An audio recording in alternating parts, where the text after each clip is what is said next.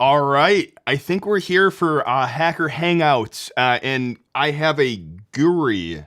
Is it a Gourry applying for a CISO position at the company, or is this? Oh no, this is the security guy position. Hi, Gourry. Do you hear us? Okay. Yes, I hear you. Okay. Guri. Excellent. It's actually pronounced Gowry. Oh, Like it's Gowry. yeah, like rhymes with cow. Cowrie. Okay. Loops. You're here as well. How was everyone's weekend? Before we jump in, is this how meetings usually start? Everyone doing okay? Are we waiting for anyone else before we jump into the interview? I think Gator's here. Oh, Say hi to Gator's Gator. here. I think ChatGPT was going to join us in a little bit to ask some questions as well. So Excellent. So let's dive into the interview. Because I think we've all done this before many times, and we've done interviews, and sometimes we really want to find more about you. So can you tell us a little bit about yourself, so maybe we can learn a little bit of how a good interviewer does this? Do you want me to start, or do you want you? Yeah. To start? How about you start telling us a little bit about yourself? Yeah, so my name is Gourry. My background is I have a specialization in systems level virtualization and kernel development and reverse engineering and et cetera, et cetera. I'm not actually going to go through this shtick for like 3 minutes. yeah. Right? We're not actually going to ask you questions about that anyway. We're going to ask you about stuff that completely does not capitalize on your background at all. That sounds about right. That sounds about right. Let's do this. Yeah. Yes, Gulo probably would have been a good one to be here for this interview process. I mean, diving into like interviewing and questions and things like that, we've all done like interviews. We've done the ones where you get questions and you're like, what in the world is this question? And other ones where the interviewer really doesn't have great questions or they come ill prepared. So we're going to go through some of those questions. We're going to hear Gowry jump through some of the hoops of those, and then I'm sure we'll dive into what makes a good interview, how can you really crush the interview when you get there. But starting off, usually the meeting starts off super awkward. Like almost every interview I've had, like at least early in my career, was awkward. Like it started off, and normally I found the best way to do it was just jump in and start talking about the position and force them to kind of get things kicked off a little bit, even if it is shooting the breeze on coffee or something like that, jumping into a hobby. What do you guys normally do? I think the last one I did, I literally did talk for about 5 minutes about roasting coffee with the interviewer, and it was a great icebreaker. So, I don't know. I've perfected a little 30-second spiel about myself, and I've bored myself with it over time. My address is perfect. I had something similar, and then I want to hear Gowry's response. Mine is I've been in the consulting realm for, I don't know why I'm holding a notepad as if I'm actually interviewing him. I'm in the consulting world so long. My business partner at this point, but before he was the client officer, he's the guy who did the relationship management. He did his spiel for me because he always viewed himself as Don King, who's promoting his consultant. So he would have his spiel, and it was great because he'd give his spiel about me, which is all the stuff which I cringe at. And he was black badge. He's won multiple black badges and does this, and he's super uber hacker. And I'm sitting there oh, this is so awkward, but it sounds nice. Gowry, what do you do? So it depends. It depends on whether it's a virtual interview or if it's an in-person interview. If it's an in-person interview, I wear a kilt, and that makes everyone else more comfortable because they think I'm uncomfortable. Right. They're like, this guy must be nervous because he's wearing a kilt, and people laugh at that. And that just sets that just sets everyone at ease. And then usually that just leads to people asking me questions and breaking the ice. So I let the kilt do the talking in person. Virtual, there's no saving virtual interviews. You just embrace the awkward and let it be what it is. Now, I will say, as kind of a random tip here, if I was doing a virtual interview, I would push to doing video. And the reason why, because it's very easy to disassociate yourself with a person with audio only.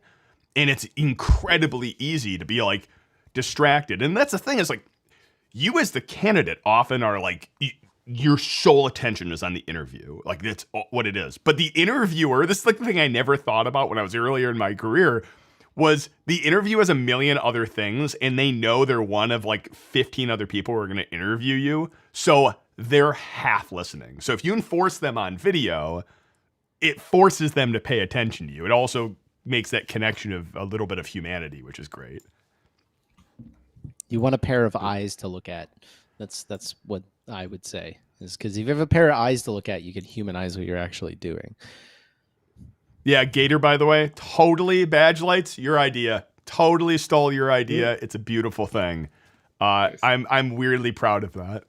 I have the YouTuber look now, like almost as if I knew what I was doing. Well, Not true. now that we've gotten past the awkward first 5 minutes of who are you and why do I care, why don't we jump in? Yeah, let's Says break the interviewee. So actually, I'll add, before I jump into, we'll say the questions. When do you talk about salary? Because I know that's always the question. Is like, when do you bring it up? Should you bring it up? And for me, I have my answer. What about you guys? As soon as possible.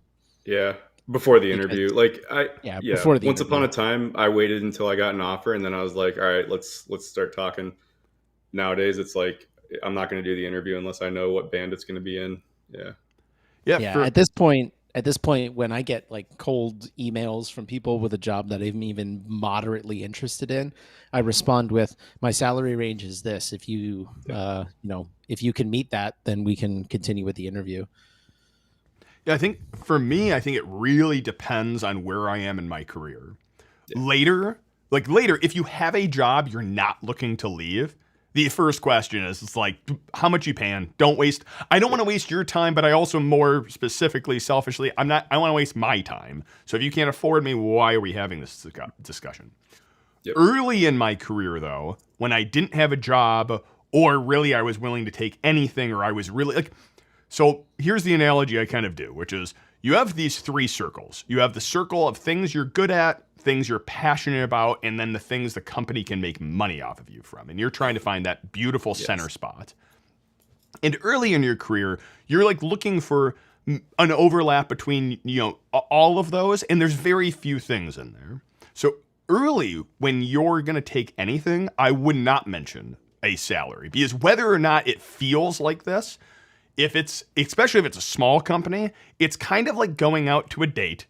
You're sitting there and you're talking. You're trying to meet each other. Like, are we a good fit? Am I interested in them? Are they interested in me? And then you grope them by asking for salary and be like, so like, how much? And I think that's I would think maybe like not early grope on. them.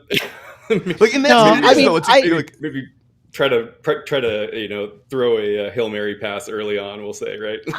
I would compare this to sitting down with like a date and in the beginning saying, hey, how are we paying today? Right? Like, is it me? Is it you? Are we splitting? Right? Like, and when you've been dating for a while and you're looking for something, serious, I think it's totally legit at the beginning of a date to kind of set the rules, as opposed to like play those games afterwards, because at a certain point you're just done playing that game.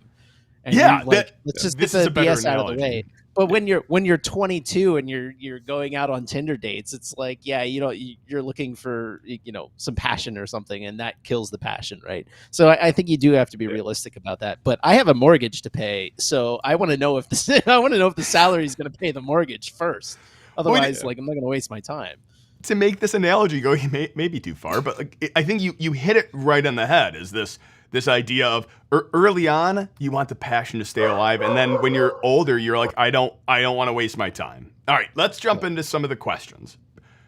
We've all heard this question, and I'm totally asking because I'm so curious what your answer is going to be. And I hate this interview question. Tell us about your greatest strength and greatest weakness. Have you gotten this question before? Every time. Yeah. How do you answer it? My greatest. Which one would you like first? Give us your. Which one do you want to do? It's going to be revealing to us. We're going to judge you. Greatest. My greatest weakness is my patience for questions like this. No, I would never answer a question. Actually, depending on the person, I have actually answered that question with that before to get the laugh, and that's always a really good way to break it. So, realistically, my greatest strength is, I believe, my attitude of when I don't know how to do something or I haven't gained experience, I always approach the situation with I don't know, but I can figure it out. So that also, unfortunately, is my greatest weakness in that oftentimes I will get distracted because I don't know something. And so I engage in the figure it out mode when in reality, I should be pushing that off to somebody who already has figured it out, who is available to me. So it is both the greatest strength and greatest weakness that I have is that I'm easily distracted by situations like that, but I am very versatile in my ability to figure stuff out. That's the answer. Yep. Loops, how do you normally answer this one? Oh man, how do I answer it? I didn't think I was getting interviewed today, so I wasn't prepared for an answer. No. So, well, I was going to talk about Greg's answer real quick, or I'm sorry, Gourry. So, it's really important when you're answering that question to be perfectly honest. And I think his answer was very honest and forthcoming, and I think it showed a lot of resiliency, I think. And anytime you're on the interviewer side of the table with this question, the company's always looking for quote unquote signal, and every question has like certain signal that it's trying to pick up on. And so I think the signal I got from that answer was very like introspective, so like aware of your capabilities, aware of what you know and aware of what you don't know. And as someone who's interviewing, I always like to see that, like, not people who think like, oh, I was always right in every situation and everyone else was wrong and I just have to like work my way around them.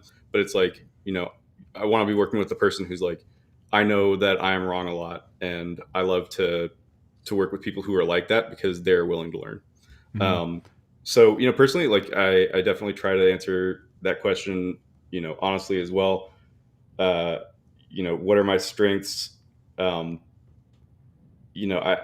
would say that, my strengths are being able to work with people to build out their strongest, like their best strengths. So like finding out what each person on the team is particularly like skilled at and helping them develop that skill into something that they can like deliver into impact for the team. So let me shoot this back at you guys. I'm going to be the interviewer for a second. Do you guys prepare? So you're going to get asked that question. Feedback, do you guys prepare an answer to that question? For me, do you have a pre-canned answer to that question? No. I think earlier in my career, I would have had one. Now, if I was doing an interview, I don't prepare for an interview. Like, I think this is the big difference. I think early in your career, like, you're like, here's the questions they could ask me. And then, oh gosh, pen testing interviews. Holy crow. I'm sure Loops can talk about this too. Bring it on. They're so terrible. Like, they're all over the place. Because some of them will like ask just, how do you do a Xmas scan with Nmap? Give me the flags you need to turn on. And it's like, I'd read the man page, or I'd do this. Like, they're really gross. Or like, hey, we're going to dump you into this lab. And early in my career, I would have like notes and stuff like this. Here's questions they've asked before. I research online because I wanted the job. No, I didn't even care what the job was. I wanted it. But let me tailor this down. Okay. Let me tailor this down, which is that question of like, what's your greatest strength and what's your greatest weakness? Do you have something that, like, I just made what I set up on the spot, and it is from my background and it is honest, but like, I, like you, don't really prepare for interviews anymore. Because if I can't have a conversation with whoever I'm interviewing with, well, then I'm not interested in working for your company, most likely. And that was the piece I was getting at. Is I feel like later in my career, it's been, I'm looking for a match with that company. I'm not looking for like to get the job anymore. I'm looking to say like, is this something which I'm passionate about and can enjoy doing? And I feel like my interview style has switched from like, what is their skill set to how closely do they match our culture? How closely do they match, we'll say, oh goodness, this is gonna be goofy. How closely do they match the heart of the company? Like, are they passionate about what they want to do? Are they going to be willing to actually like and able to go, okay, I want to put the project above like the internal politics type of thing? Like, am I able to, heck, is their personality able to separate from the company culture, not our company culture, from our client's company culture? Because you're dealing with 20, 30, 40, 50 different companies, and most of their cultures are crap. Sorry, like they're just not. Like, large enterprises' cultures can be really bad. So like, do they have a personality which is going to be able to separate themselves from like bad company cultures? I'm going to push you forward. Next question. Question number 2. Go. I'm going to ask a Google question, like one of these ridiculous questions, which is, you have 30 minutes to tell me the number of windows that exist in New York City. Oh, Chris. I've never been asked this question, by the way. Let me ask ChatGPT. Hold on. Oh, that is a great one to pass on to ChatGPT. While you're typing that, I will say I've heard about that question a million times. I've never been asked that question in an interview, and I've interviewed with a lot of like big techs, and they don't do those anymore. They may have done them once upon a time. Yeah. I think they did them a lot in like the early 2000s, but I don't think they ask it too often. Yeah, I've never been asked one of these questions in my entire career. I know it's a meme. I've never been asked one of these questions. Now, if I were asked one of these questions, I'd be like, "What is Manhattan? Four square kilometers or miles or whatever. So let's make an estimate of a city block. How many city blocks are in that square mile area?" And I'll come up with some random number, and then how many average floors are there on a given on a given building, regardless of how tall it is or whatever. And then you estimate how many of those buildings are on a square block. And now you have on one side of the building, how many windows are there going to be? And now you've figured it out, right? What are the actual numbers? Like, I'm going to go through, and here's the thing is, if I were to go through that and do exactly what I just said, I'd probably come down to, I don't know, some hundreds of thousands of windows. It's probably not north of 1 million. Maybe it's north of 1 million. If it is north of 1 million, it's not much more north of 1 million. It's probably south of 1 million. I'm not going to be off by more than a factor of 10. So I will say that this question is one of those, like, this is a problem solving question. Obviously it's not, they don't want a real answer. They're not going to get a real answer. Nobody actually knows the answer to this question.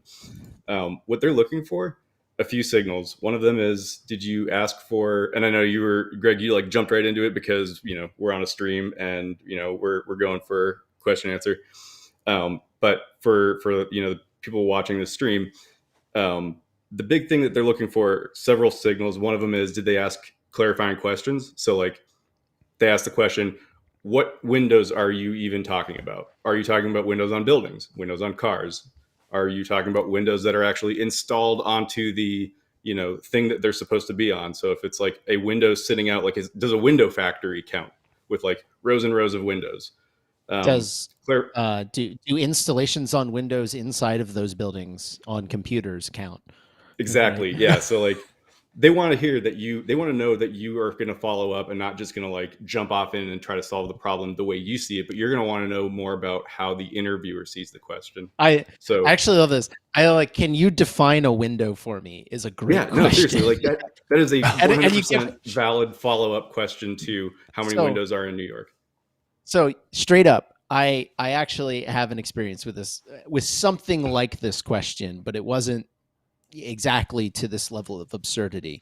And it was when I was interviewing, I think for Meta or something. They asked me about building a botnet and how you might do it. And there was one particular piece of the question where I was like, could you better define what you mean by X, Y, and Z? And the interviewer went, no.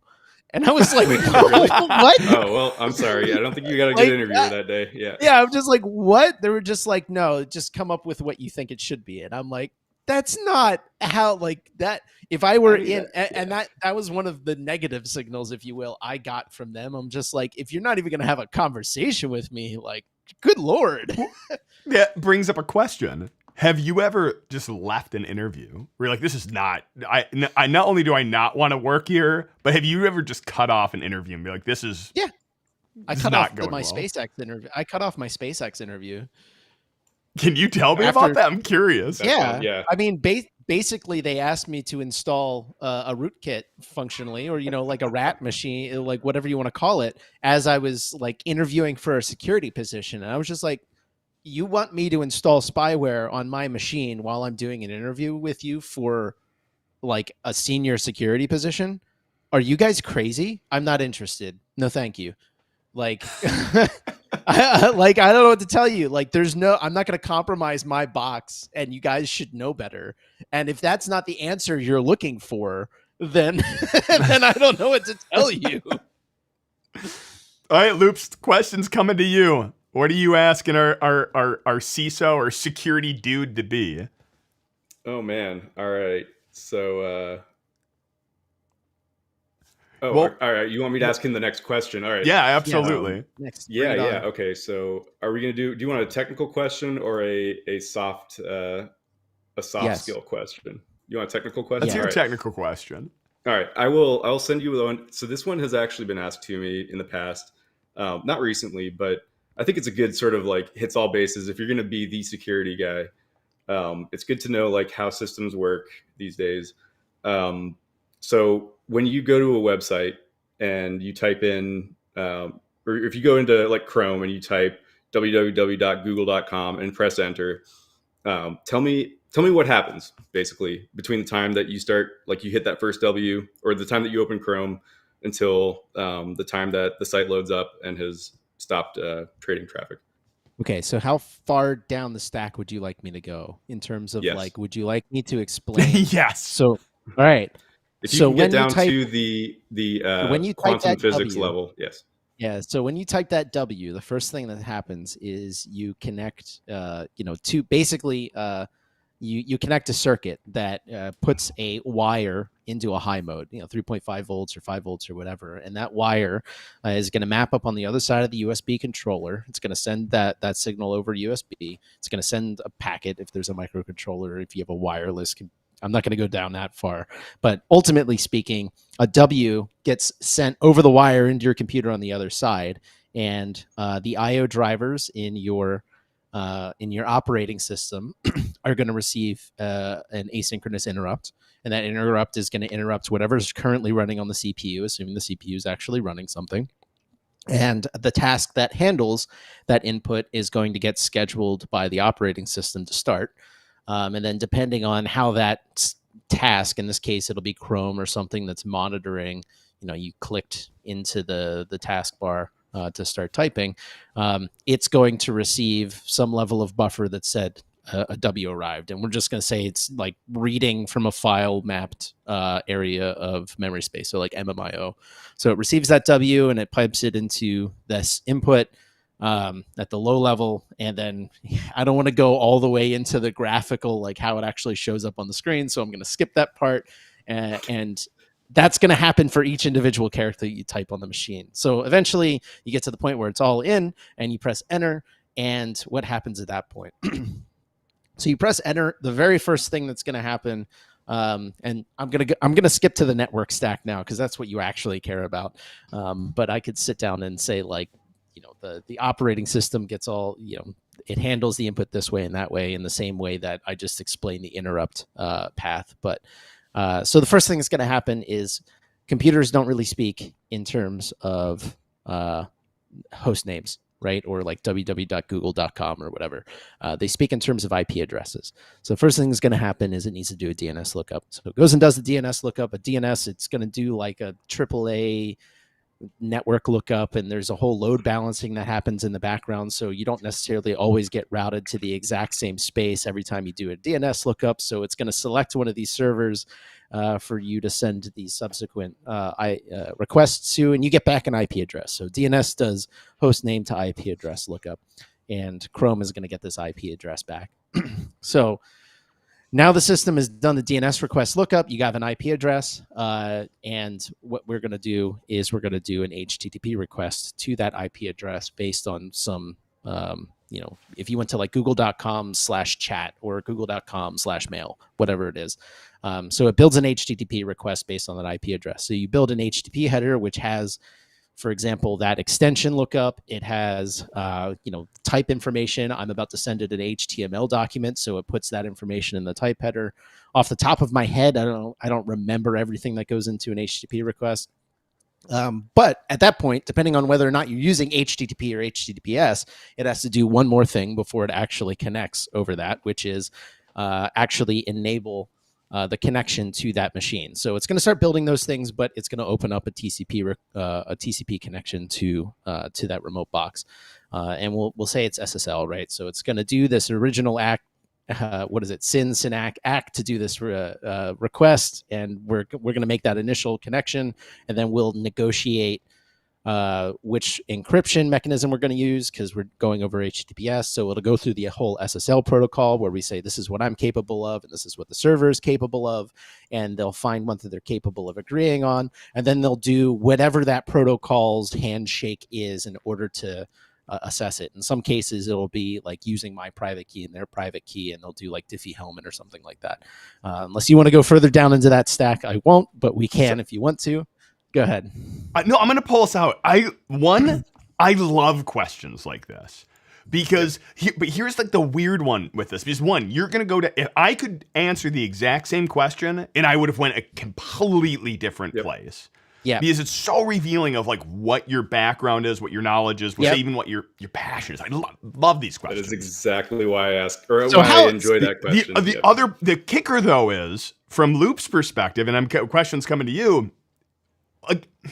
You ask this question with most interviewers will say, ask this looking for very specific key things. They want to hear DNS. They want to hear a couple other things. And what's weird is based on the position you're interviewing for, he either failed or succeeded that question strictly based off of your preconceived notions of what you were expecting. So I'm going to cut this off. This is why during the process of this, and I try to mitigate that problem by saying, and this portion, we can go into that if you want to, but I want to make progress towards the end of this question. Otherwise, I will talk for 4 hours, right? So would you like to go further into that? Yes, no. All right, next step. We're going on to this. That's a good strategy for answering that question if you were to get it. And to be clear, like, I would not ask this question for like a very specific role. That said, we are, we are supposedly interviewing you for the security guy thing. So like, I would actually, if we were literally just hiring one security guy, I would ask this question, but it would be exactly for the reason that Silk mentioned. I want to know what you're passionate about. I want to know what you are like, what you are really, really skilled in. And I could tell from that. I mean, I already know what you're skilled in, but from your answer, you talked about, the hardware stuff and the low level operating system stuff in very, very good detail. And I don't think you asked once, like, should I go deeper into this? You just did because you like it. Yeah. When you got to DNS, I want to point out, you said something about a AAA lookup. There's a single A lookup and a quad A lookup in DNS. There's no such thing as a AAA lookup. I couldn't remember off the top. I was like, I'm pretty sure it's AAA because I manage my own host names in the back. Or I own a bunch of stuff, and I was like, I've had to manually update those records. AAA, quadruple A, whatever. Well, I thought it was funny because I know that that's not something that you care a lot about, and it's not like your day-to-day thing. It was funny to me. So I would see that as like, okay, he cares a little bit less about like that middle network stack stuff. That's fine. Like he cares a lot about hardware and about like low-level software. Like this is where he's going to shine. It's actually a past life thing, right? Like if you had asked me this question 10 years ago, I was a network analyst and I would have been able to tell you the exact layout of a TCP packet. I would even say like there's whole chunks where I was like, oh, he's going to go down this route, and you completely skipped over. You went from typing it in to now DNS lookup. But if we're dealing with Chrome and things like that, the moment I hit W and nothing else, that whole exchange happens, and then queries Google and says, "Give me the recommended search for this." And then we also, even skipping before any of that happens, Chrome itself is going to query its own database to say, is there any history of a W ever getting put in their entire history? And Well, then in this- autofill it. Like, oh gosh, there's so much little things you could go down this question. And this right, and there's so many rabbit holes you could go down. And the question, from the interviewee seat is, what details do you talk about? I don't think it really matters as long as whatever details you do talk about are right or in the world of right. And for me, this question always strikes me as I want to see a breadth of knowledge in this area. And for me, answering the overall question answers the answers all of those transactions, right? Because in order to do any of those sub transactions, you have to do basically this whole stack anyway. Mm-hmm. Right. You're going to be going through TCP connections. You're going to be going through talking to a database. You're going to be going through all these things. It is functionally the exact same transaction as the overall question. So I answer those portions of it by just answering the overall question.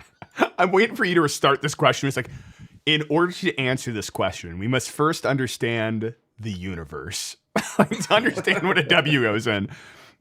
The question I used to ask... Can you define what you mean by W? The question I used to ask interviews in the same broad form for pen testing was, if we're in the interview room right now, this is in person, and I set my laptop up right next to me, what would you do to break into that system? I already know the answer you're looking for, which is get a hammer and threaten your hands. Yeah, like it was like I was looking for anything. To the rubber hose. It was like I always got the answer. It was so disappointing. I always got the port scan, banner grab, run this, and I'm like, did the system's like the system could just be unlocked? You could walk up to it. You went right to like networking. I'm like, I was hoping anyone was going to say, I'd grab a $5 wrench and beat you with it to get the answer. My favorite question that we asked in reverse engineering and vulnerability research things is we would just put a prompt up in front of people and some code, and we would be like, find the bug and break it. And my favorite thing that I ever saw was, or like you would only see this every now and then, like maybe 1 out of 10, like 1 out of 10 people would just hit and hold the A button until they got like 400 A's and then press enter just to see if it would break. And it would, because that was the bug. It's just like a simple overflow. And like that's how you know that someone has been around the block for a second, because they're like, I'm not going to look at the code you gave me. I've seen this game before where it's like, I'm going to try something real quick just to see if it's something stupid, and then I will expend brain power. It's funny. We saw the same thing within like, we'll say like web application pen tester type thing. It would be like, here's your input, and immediately they single quote, 1 or 1 equals 1. They'd throw in stuff. They wouldn't go, well, first I go and establish my OWASP methodology, and then I do reconnaissance and ask scoping questions. I don't know, I throw a single quote in, I'd throw gobbledygook in it. I'd push the shift button, run it across the top of my keyboard, couple left, right carrots, and see what happens. Yeah. Is it that like as you get older in your career, you just get more and more bitter at all of these questions? And maybe is that the secret? Don't give elaborate responses. Give simple responses. Like just simplicity. Like, so think about this. How many windows are in New York?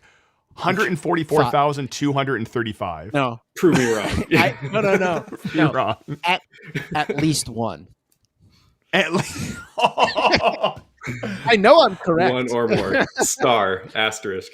Big Oh, yeah. that would actually be probably my favorite answer. I can say definitively at least one. I still love the fact that you would have answered like, well, are we talking about Windows installs as well? Because that could be that. Are we including virtual machines in there? That's what some interviewers, that's what a lot of interviewers want. They want you to like dig into the question and find out like, what are they really talking about? But yeah. Oh, okay. So I was going to answer your question about the simple response too. I was once asked a question in a reverse engineering, like hackery interview. It was like, can you tell me the difference between TCP and UDP? And I was like, well, TCP has, guarantees and, responses, has the windowing, control flow, all that. And UDP doesn't. They're like, well, okay, how could you make how could you make UDP like TCP, or how could you make what things could you add to UDP to give those like guarantees? And I was like, well, make it TCP. They appreciated that because they were like, okay, that's actually kind of how like TCP came along. But yeah, no, seriously, what would you do? So, started to talk about like the different acts and stuff, and they were like, okay, that's what we were looking for. But I feel like the answer, like, just make it just make it TCP, also made them like kind of warm up to me a little bit. I think two pieces I'll throw here. I think humor is incredibly important to let them know you're a real person. I think it goes just across the board.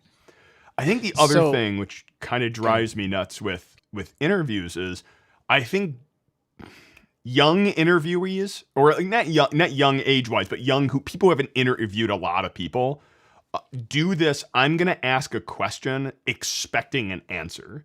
And I think as you get farther along in interviews, I'm going to ask a question not knowing what the answer is going to be because I want to learn more about this individual. Gourry?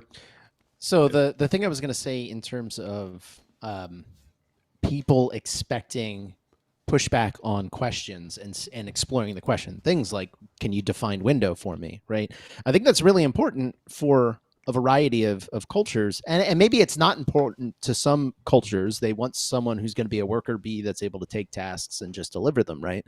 But as a senior engineer, there have even been times where you're sitting in a meeting with all of the senior people of the company trying to make decisions about the direction you want to go, and they're saying, here are our options that, like, we can focus on A, B, C, or D.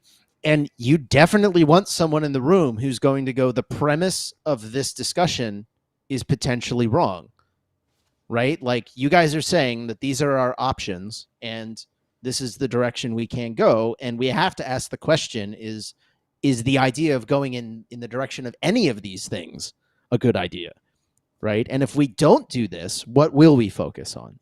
And that's kind of the same idea of, like, you just asked me how many windows are in New York. What do you mean by windows, right? Because when you have someone who's saying, like, this is the options we're going into, or these are the options you have to choose from, pushing back and saying, hey, are those actually all the options? And do you think any one of these options are actually good? Is sometimes good. Sometimes you just want someone to pick something and get something done because there's value in just getting stuff done. But sometimes you need, especially in a senior position, you need someone who's going to ask those philosophically difficult questions. So jumping into kind of another question, which is probably we've been talking about interviewing. And again, if anyone has any other questions or in chat that what has been like your favorite or least favorite one that you've been asked. But I kind of have a question for resumes. So again, everyone's a little bit different. You have LinkedIn and all of that. How do you feel about the interviewer who takes your resume and then starts asking you questions strictly based on your resume? Well, have you been asked those ones? Yeah, tons. That's how I run interviews. Yeah, I used to do that for unstructured interviews. I would 100% go through their resume and just be like, tell me more about this, because I know it's something that they're going to be passionate about, and I know it's something that they're going to be probably proud of, and I want to hear about that. And it typically, I mean, it had pretty good results for me in terms of just like keeping them at ease and getting them to talk about the things that they enjoy. Yeah. What was your favorite thing to have on resumes? Like, do you have kind of like abstract work experience? Here is software I'm good at. What was your favorite thing to see on a resume that would drive that conversation?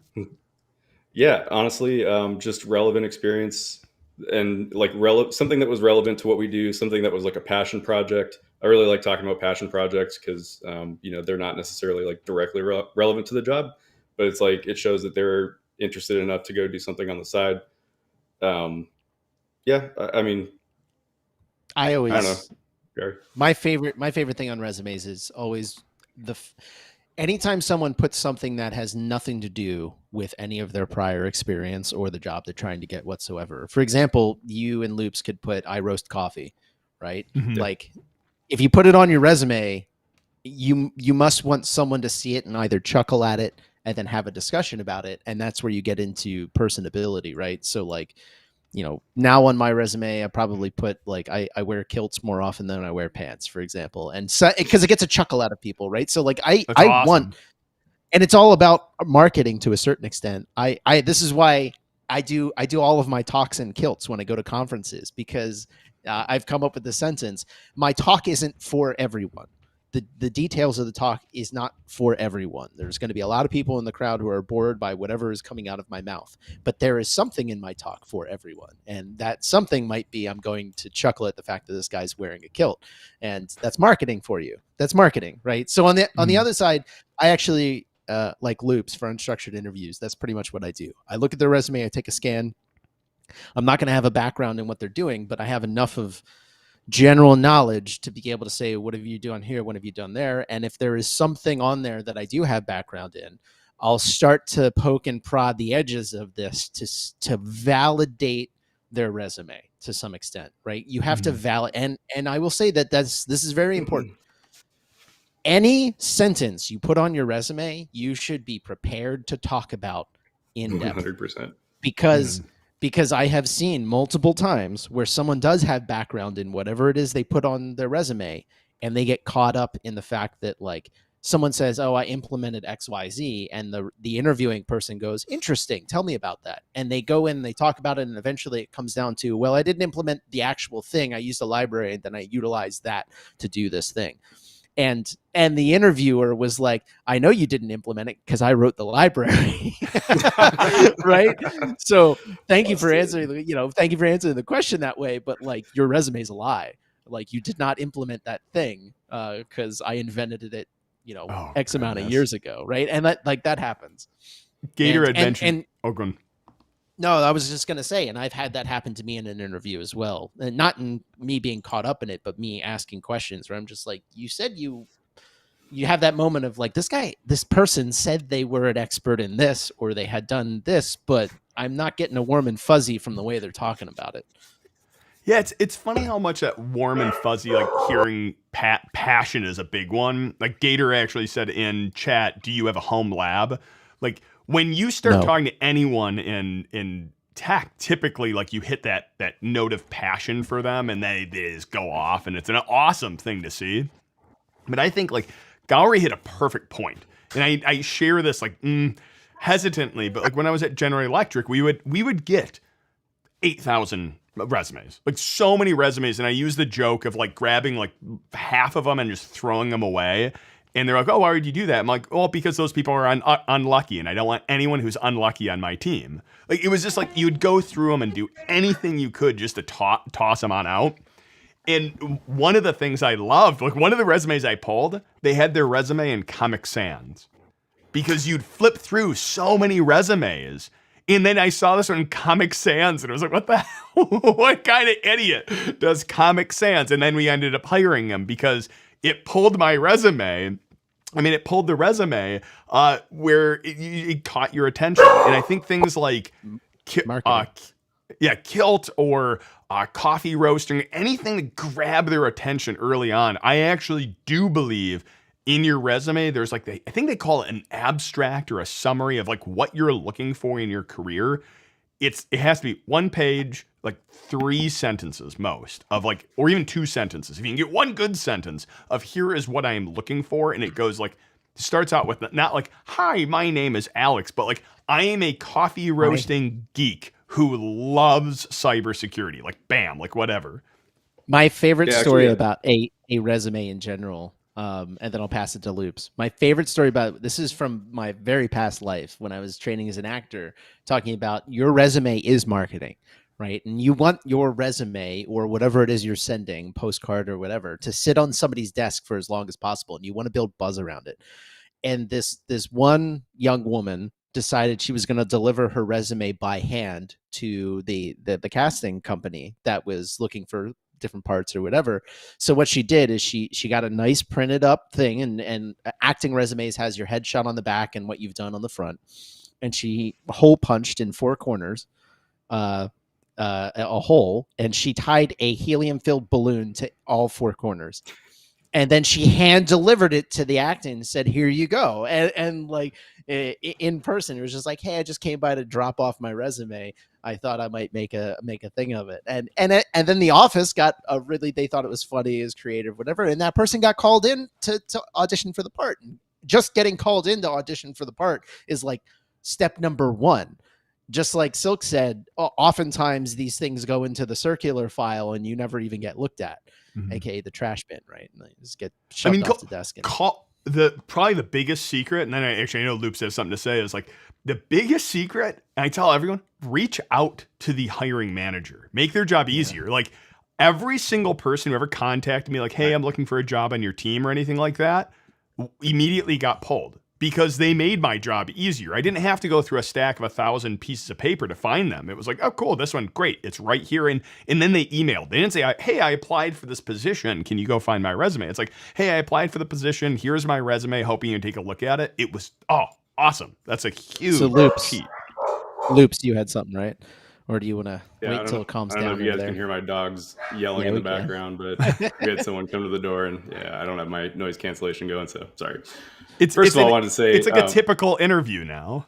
Exactly. Yeah, you get the dogs barking, and So first of all, that technique that you've got for filtering out candidates, just taking half and throwing it away, that is actually the government recommended strategy for reducing the number of resumes to review. Per the OFCCP. I just wanted to make that a point because our government is just full of good wisdom. So you laugh, but like that's pretty much it. OFCCP is just, it is what it is, man. I mean, I guess it does kind of like reduce some chances of bias, I guess, but also like what a terrible way to do business. Anyway, so the other part was I actually totally lost it. Come back to me. I had talking about give you, maybe this will help, is it was reaching out to the hiring manager, doing something to catch the attention. I don't know if that triggers it. Yeah. No, so we were talking about resumes. Yeah, that's right.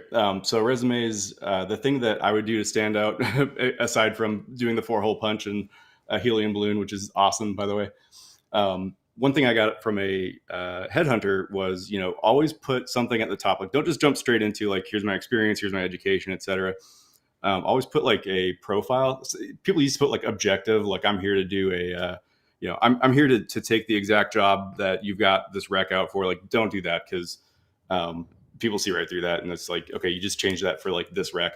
Make it very like, just, this is my background, this is what I'm all about, and this is what this is what I really like doing. Make sure to tell that story up front, and people will gravitate more to that. They get a sense for like the sort of types of roles that you might be really good for, regardless of what's in your background. Like, this is what you're good at. Maybe you're not looking for it. Maybe you're just kind of looking for any new opportunity, but they can sort of figure out for themselves what you're really geared to. So Cameron Batko said something that I think is interesting. He goes, jump through all these hoops to beg for a job because you need money to survive. Yeah. So I'm not saying do any of these things for all jobs that you apply to. To hell with that. Like, most jobs are not deserving of jumping through all these hoops or whatever. I'm saying in the world where there is a particular job or thing that you're interested in doing, and this is in the tech industry, just to be clear, do those things for the jobs you think you actually want in order to get the interview. In the acting world, it's a little different because like there's a billion actors and only 10, parts in the job that you're trying to get. So like, you got to be creative if you want to do that as a business like that. You got to be realistic about what industry you're in doing that, in doing this. But so for sure, like, there is no job today for me in the tech industry that if they responded back with, we need a cover letter for you, I would probably respond with either no, I'm not interested, or as long as you understand you're getting a Chat GPT written cover letter. Like, I am not going to sit down and write an essay for you before talking to a human being. Just give me I'm not wasting my time. I'm not working for free for you. That's work. No, thank you. Yeah, I mean, I think this is though the core feature. This is like, oh gosh, so much of this conversation. So My parents said so many things to me. And now having kids, I'm saying so many things to them that can avoid so much pain, but they're too stupid. Just as I was not a smart kid. Like, it's like one of those things if I didn't listen to them. And this is one of those ones where you're looking at hindsight, trying to give yourself advice, going like, these are things like when I started my job search, it was this, oh, you need to do a cover letter. And I wrote like a bunch of cover letters, and I changed my resume a ton of different ways. But my perspective was so wonky because it was to get a job which paid me money. It wasn't, I need to find a job that's actually a good fit, that aligns with what my goals are, to align with, and this is the piece I think you learn as you get older, is as much as they're interviewing you, you really are interviewing them to say, like, are you worthy of my time? Are you worthy of my work effort? Being realistic about this, that is a place of privilege that you're starting from. Like, if I lose my job tomorrow, I'm going to change the way that I interact with prospective employers by nature of the fact that I have I have a mortgage I need to pay, right? Like that's the reality. But so I just want to point that out, that depending on where you are in your career, you do have to jump through some of these hoops because you're trying to get a job to survive. So, you got to be, that's why I said you have to be realistic about the position that you're applying for, the industry that you're in, and the position that you are in. And, I on one hand, I can say, like, it would be nice if we didn't have to deal with all this bullshit, but it exists and you got to deal with it, unfortunately. Yeah. The other piece of this, though, is like how we always hear this. It's like one of those ones I rejected out of ear and said it's not important, but it really is. It doesn't matter what you know. It matters who you know. Do you agree with that statement? It is more important on, it doesn't matter what you know. It matters who you know. I think that it matters when the people that know what you can provide. Yeah. It's less important if you just happen to know the person. Like, if you haven't built any rapport with them, if you haven't like shared any of your work with them, and they don't really know about you, then it doesn't really matter as much who you know. Like, your connection, and that's pretty much the extent of it. They might be able to like get you into like the review, into the like the referral process, which sometimes is a little bit faster than the regular process. But typically, what you know is going to be what gets you through the interview. Who you know is going to get you to the interview. So it's a very business-centered question. I think if you're vying to be one of these, business people as opposed to a tech person, then who you know lets you smooth out business relationships. Like, if I need to have a high-level discussion between companies where I get two VPs in the room so that I can smooth out the process of acquisitions or whatever, then who you know is critical in getting things done. And that means that who you know is also going to affect how quickly and what jobs you can get. From a technical perspective, if I'm hiring a senior engineer, like Loop said, who you know maybe gets you in the room for an interview, but it's not going to get you a job. I'll expand on this one, since I know we're getting on time, but like hold on. First of all, I feel insufficiently dunked on. Y'all have not dunked on me. So, well, this is okay. You know what? I'll ask the question though, which is I'm looking. Where's my piece of paper? I'm looking at your resume, and I noticed that your background education is not in computers. It's not. You don't have a bachelor's of science here. You have a background in the Navy. How does that prepare you for this position? All right, so I'm rewinding 10 years. I got to think about 10-year younger Gourry to answer this question. Where are your certifications, sir? I have no certifications. I have some base level certifications. I have a Network Plus, and I have a Security Plus that I got while I was in the Navy as a security analyst. So I do have a background in IT within the Navy, but you're right, I don't have any I do not have a bachelor's of science in computer science or electrical engineering or anything like that. However, I do believe a vast majority of the training that I was given in the Navy to prepare me for my network security position does qualify me to some extent for a junior position in a place like this, because I have a background in doing network analysis and some formal training that the Navy has provided me. Now, on top of that, after those 6 to 12 months of initial training, you get thrust into, we need to get the job done, which means that you have to be very capable of rapidly acquiring new skills with very little external help, which means being able to do research online and rapidly filter out what's correct, what works, what doesn't work, and implement some form of solution. So I'm not going to say that I'm the senior guy that is capable of doing every possible thing in this realm, but I have learned over the years of going from that initial amount of training to getting the job done.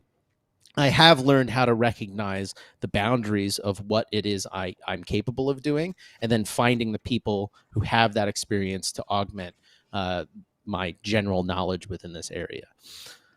So yeah, my background is in the Navy, but I think my background in the Navy has given me a certain level of pliability in the ability to adapt to new situations, especially in the tech realm, because that's what I did in the Navy for 6 years.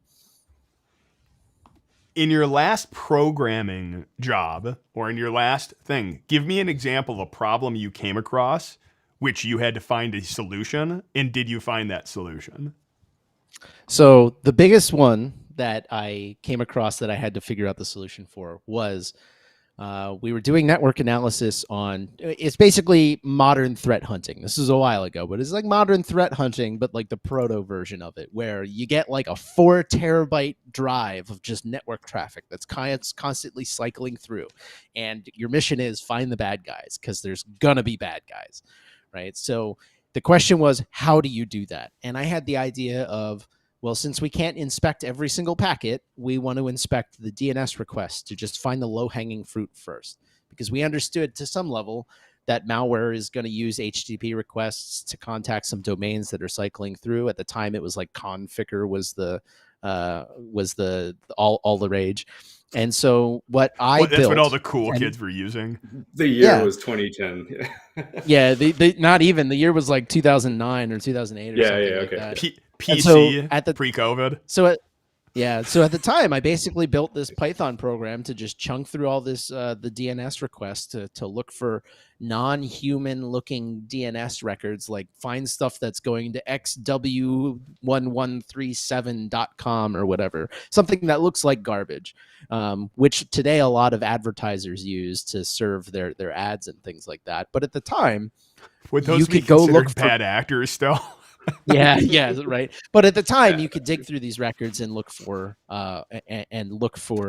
what looks like bot-ish activity. Is somebody beaking out every minute? And I'm glossing over the details of how I figured this out, because time has gone by and I have forgotten a lot of those details. But it took us months. It probably took us months to really come to a conclusion. But I do remember I went digging through research papers written by people in colleges before I even had any exposure to collegiate level stuff, and finding a particular botnet detection system. And I basically read it. I had to read it probably 30 times to really wrap my head around it. And then I went and implemented the system that they described, and it was very effective at finding Conficker. And that involved teaching myself Python in the process, because this is like the first thing that I ever wrote to actually do anything realistic. And it was probably terrible. If I went and looked at the code today, it would probably be horrendously inefficient and all of those things. And there's better tools today. But I do remember that being one of the first things that I had no idea how to do, didn't even know how to program, and I figured it out. I mean, it's funny. It's a great answer. You said like you feel improperly dunked on. I hate the interviews which are stump the chump. Like I don't like them. Not only do I not like giving them, obviously no one likes being on the receiving end, but like the stump the chump is remarkably easy. Like some of the questions I got early in my career were like, oh goodness, like give me the syntax to request a Xmas scan using Nmap. But it wasn't like that, which like that I'd be able to get off the top of my head. But it was like, how would you filter using a EtherCap? How would you do this? And it was like, it wasn't like theoretical. It was like syntax. Like, what flags do you need to turn on? Where it's like, I read the man page. I was just waiting for Easy you play guys to stump ask. Trump. I'm just waiting for you guys to ask me a question so I can just be like, I have no idea. Like, Greg, what is Kerber roasting? I was asked this very recently. I was. Did you say Kerber interviewing- roasting? Yeah, Kerber Kerber roasting. Yeah, this was in an interview for an incident response position. Is it some form of coffee roasting technique? If only. gosh. Yeah. Yeah. Well, let's see. It means it's Kerberos plus roasting. Ergo, I have to assume it's some form of attack that roasts Kerberos authentication system. But if I'm being realistic, I have no idea. Can I Google it and give you Go an ahead assumption? and Google it or chat GPT it, see if it gives you the right answer. I was going to say, what do we have on the board, Alex, for what is the easiest and most quickest way to gain domain admin? Bing. What is Kerber roasting? Yeah. It is one of those things, like, especially in pen testing, while you're chat GPTing it, it changes so frequently. Like, example, I've gotten these questions, which are mind-numbing in an interview, which is like, talk about the latest SSL findings. It's like, are you kidding me? There's new ones legitimately every 2 weeks. Like everything from, and this is like the funny part, is you're doing network testing. It's legitimately, there's like 15 of them every single time. Gourry, what is your concise answer? Kerber roasting is a technique used by attackers to extract the encryption of user accounts. Passwords is stored in the Kerberos authentication protocol. This is ChatGPT. Like, it knows. It gave me a good answer. And like, there's verbiage in here that, like, I don't know what it means, but I could take an educated guess. Like, Kerber roasting is a technique where an attacker can extract encrypted passwords of the service accounts stored in the Kerberos ticket granting ticket and use them to perform password cracking techniques to extract the clear text password. I don't know what a ticket granting ticket is, but I'm guessing I don't know what a ticket is. It's the exchange Kerberos does. Yeah. I know, but I don't know what a ticket is. Like, there's a lot of loaded language there. So I don't know what a ticket is, but I can take an educated guess that it's like the exchange mechanism it uses to grant you authentication. And so the ticket granting ticket that actually responds and gives you a thing. I'm guessing it's some kind of attack that, like, you do a bunch of authentication requests in order to see what it spits back a bunch of times, and then you use that to do some form of statistical attack against the actual encryption that it's using so that you can recover the clear text password. But this is an example, though, of a question, though, like, no one should be asking you because it's not within your area of expertise. Like, you're not going for a pen testing position. If you did not know what Kerber roasting was and you were going for like an internal pen test position, yeah, you're kind of like, this is like on the 101 of attacks you would do in an internal network. This is in the top 5. So, like, yeah, if you didn't know this, it would be a little worrisome. But if I'm looking for like a systems level engineer, like, I wouldn't worry there unless they're working in the IAM space or something like that. Like, and this is where interviews come down to, like, unfortunately, I think the individual who is doing the interviewing and having their clear awareness. And then, I'll give a tip here, which is when you're doing an interview, make sure the interviewer actually knows the position you're applying for. Like, as goofy as that sounds. Yeah, in this case they did, and like maybe it just wasn't, it wasn't a good idea for me to be, talking to them about this position. There was actually, I had applied for one that I thought I was actually very suited for, and they didn't even call me. And then when I applied for the incident response position, which was like 2 grades higher, they called me back on it. So I don't even really know what was up. But I mean, I think they were like semi-valid questions for that interview, but I just haven't lived in the IR space to that degree. So even with that one, maybe they were asking the right thing, but it would be like, how would you go about detecting this type of attack? That one might be a good one. Or like, what signature could you write to detect this? Not like generically. They did follow up with some of that. Yeah. No, okay. So I mean, I don't know. Like, it was it was like Spitfire, those types of questions all in a row. So I was like completely demoralized. Yeah. We're gonna go back to last week's discussion. Like, straight up, I'm asking ChatGPT, like, what is Kerber roasting? How how can I perform a test to determine if a company is susceptible to Kerber roasting, followed up by what tools can do Kerber roasting testing, and then like, can you give me the commands that I would use on those? Write me the code. No, it's spitting out everything. And I gotta ask the question: incredible. Do you think ChatGPT is gonna be a problem for interviewing in the future if like someone is just like pumping audio into a into a service that just jumps it into ChatGPT and then dumps it onto their teleprompter? Yeah. So you know what? Good question to end on. My answer to this is it depends on the interview. I think like if you're doing the stump the chump questions and ones like that, and you're quick and you're not hearing like the typing or something like that, as I'm typing into screen, everything's popping up, is like if it's one of those stump the chump, like ask very specific questions, I do think it would pass it. However, like the interviews I find myself conducting is more again on, let's say, the company heart. Are you passionate about what you're doing? Are you a good company fit? How well do you talk over the phone? Like I really like so many of the skills you can learn. You can learn pen testing. You can learn network assessment. I can't teach you how to be a better speaker with people. I can't teach you how to interact with people. Other people can probably do that. I am not one to teach you how to interact better with people. Like, so like I care a lot more about those things in a consultant than I care about the technical things. Not that they're not important, just that those things I know how to teach those things. I don't know how to teach these other things.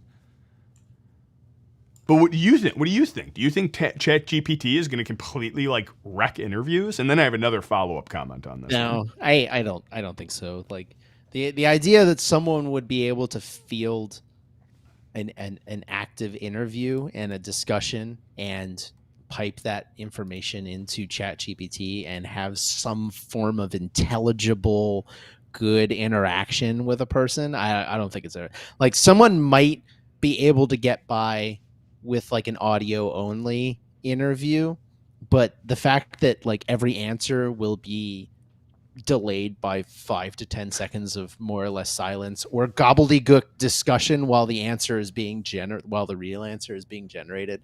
Kind of like I can imagine someone attempting to do this and having to spend at least 10 seconds giving the, well, that's a very good question. Thank you for that question type. Like, you know, the politician style answer of things while they're thinking about Congress. Exactly. Feeding him the answers. Thank you for that question. That's a very good question, and you know, thank you for giving it to me and giving me a chance to answer it. So anyway, Kerber, like I would never hire a person who answered every question that way. I'd be like, yo, something's weird here. Yeah, this person is way too articulate for like every answer. Loops, what do you think? But that said, go ahead. Oh no. Go ahead, Gar. You're good. No, so that said, do you think you would ever run an interview with ChatGPT as like a pal, where it's like, oh, I see you don't know about this. Let's see what like. Do you think you could use ChatGPT to learn how to do this in the next 10 minutes? I think that's actually legit question you could ask in an interview. I would agree. I think ChatGPT is going to make its way into many, many things, but also like the question I would ask for someone coming into my field is one, you know, have you used it and whatnot? But what was the biggest exploit recently that you found for ChatGPT? Like that one was a cool one for me. Was someone found a way of breaking out? Like it was like told ChatGPT, emulate ChatGPT or respond to me as if you were ChatGPT, but without any of your restrictions. And then ChatGPT which they named Dan, started replying to it as if it had no restrictions. Sorry, Loops, I interrupted you. Oh yeah, no, all good. Yeah, I think ChatGPT in an interview, if you know, I think it's just like it's almost like Google, right? Like you could Google most things that come up during an interview and get the same answer as you would get nowadays with ChatGPT. Except ChatGPT it's just so clean; it just puts it right up there for you. And like good interviews, I feel like good interviews are the ones where you are allowed to Google something if you wanted to. One of the best ones I had over the winter was I was talking with one guy. He was like the security guy at a startup, and he was awesome, man. He was like, he would talk to me about stuff, and ask me questions that were like really thought provoking and everything. But one of the ones that he had a few technical questions, and he was like, one of the things that I had to recently do at my company was roll out like some email security stuff.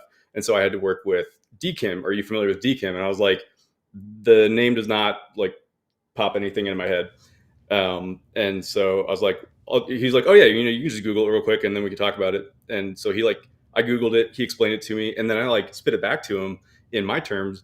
And he was like, oh wow, that was great. That's exactly what it is. And so like now I know what DKIM is. And I remember that interview so clearly. And it was just such a great question that like, it didn't matter whether or not I knew it. It didn't matter whether or not I could give back the chat GPT answer. It just matters whether I was able to sort of like process that information. And I thought it was an amazing interaction that it didn't really matter whether or not, the answer was there.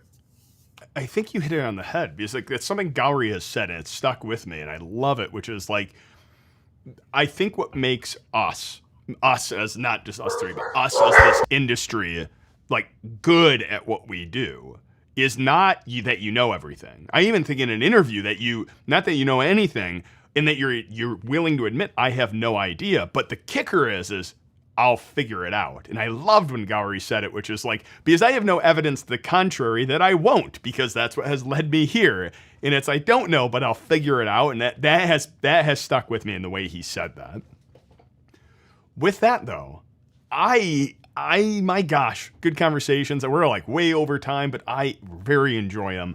Gourry, what do you got for us? Keep on keeping on. I mean, there's plenty of bullshit hoops you got to jump through to make companies get that warm and fuzzy to get the job. But, you don't have to, depending on your position, you don't have to jump through all of them. There's no requirement that says you got to produce a customized 1-page cover letter for every most people, they're just going to end up in a circular file anyway. I'm not reading those things as an interviewer. Loops, what do you got for us? Well, I got my dogs for you, so sorry about that again. I think interviews are, generally speaking, a terrible thing, and I think the interviewers and the candidates feel similarly about that. I know I was always probably more nervous giving an interview than I was taking an interview as a candidate. Just be yourself. Don't spend too long on that, like, what's your greatest weakness question.